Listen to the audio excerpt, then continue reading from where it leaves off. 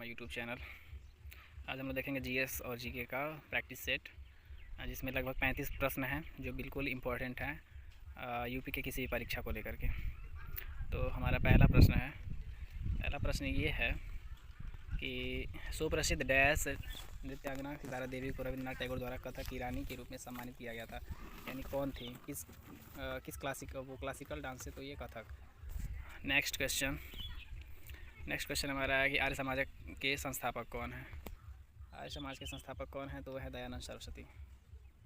अगला क्वेश्चन है कि दूसरी पंचवर्षीय योजना की अवधि क्या थी। सेकेंड रोलिंग प्लानिंग योजना ये है, मतलब इसको कब स्टार्ट किया गया था, तो 1951 में। पहली पंचवर्षीय योजना कब हुई थी, तो 1951 से लेकर के 1956 तक, और सेकेंड वाला हुआ था 1956 से लेकर के 1961 तक। पहली जो पंचवर्षीय योजना हुई थी 1951 से लेकर 56 तक, वो हुआ था हेराल्ड डोमर मॉडल आधारित पे। उसका मॉडल जब पूछता है तो कहता है हेराल्ड डोमर मॉडल। और जो सेकंड वाला हुआ है वो हुआ है महालनोबिस मॉडल पे।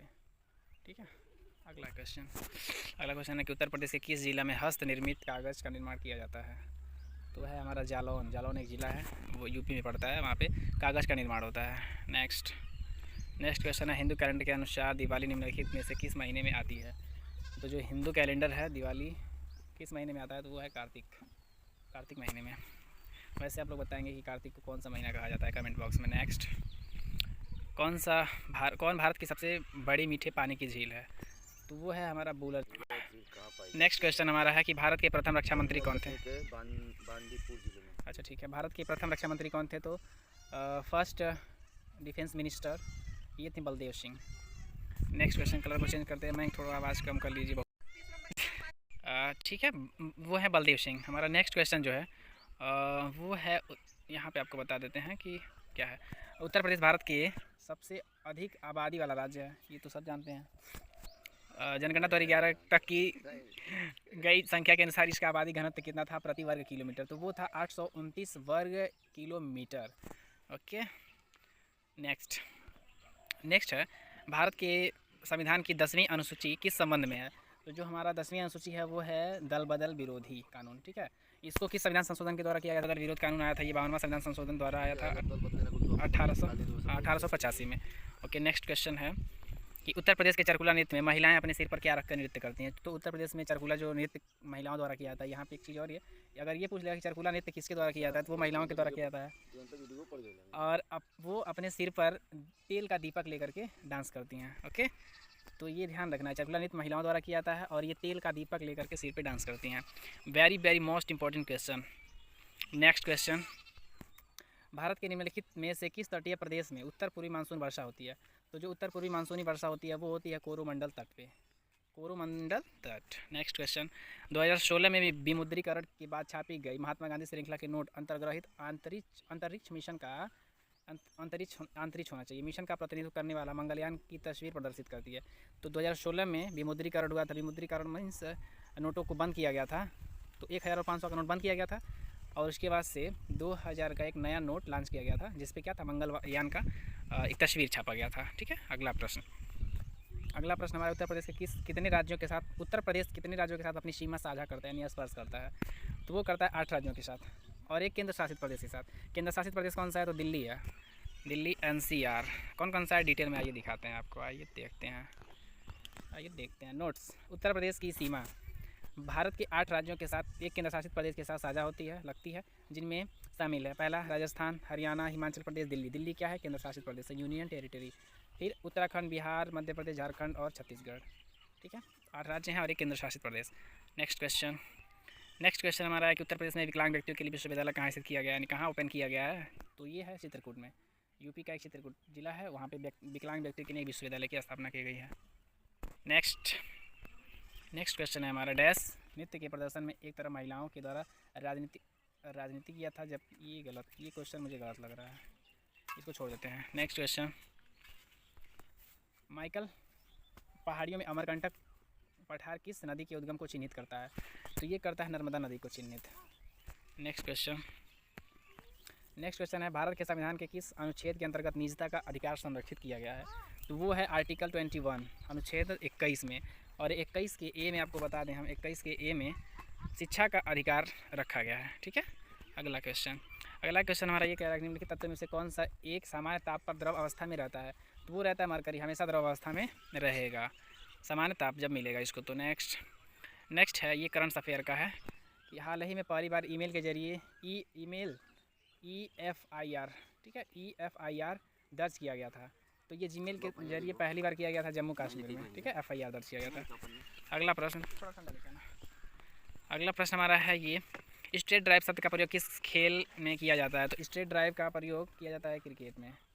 नेक्स्ट क्वेश्चन, नाथुला दर्रा किस राज्य का है? तो ये नाथुला जो दर्रा है ये है हमारे सिक्किम राज्य का। नाथुला दर्रा सिक्किम राज्य का है। अगला प्रश्न हमारा है, निम्नलिखित में से कौन सा पौष्टिक तत्व अस्थि एवं दांतों के निर्माण एवं मजबूती के लिए आवश्यक है? तो हमारे जो दांत हैं इनको एक पौष्टिक तत्व होते हैं, वो कौन कौन से हैं? तो वो है कैल्शियम मोस्ट इंपॉर्टेंट दांत के लिए, फास्फोरस मोस्ट इंपॉर्टेंट दांत के लिए, chlorine most important for your teeth है। ओके, नेक्स्ट क्वेश्चन हमारा है कि हाल ही में हिंदी पत्रिका सशक्त भारत के पहले संस्करण का विमोचन किसने किया था? तो वो किया था राजनाथ सिंह। ये क्या है? डिफेंस मिनिस्टर हैं वर्तमान में, रक्षा मंत्री। नेक्स्ट क्वेश्चन हमारा है कि विश्व स्वास्थ्य संगठन द्वारा किस दिन को हाथ स्वच्छता दिवस के रूप में घोषित किया गया? तो वो 5 मई को किया गया है, विश्व संस्थान दिवस।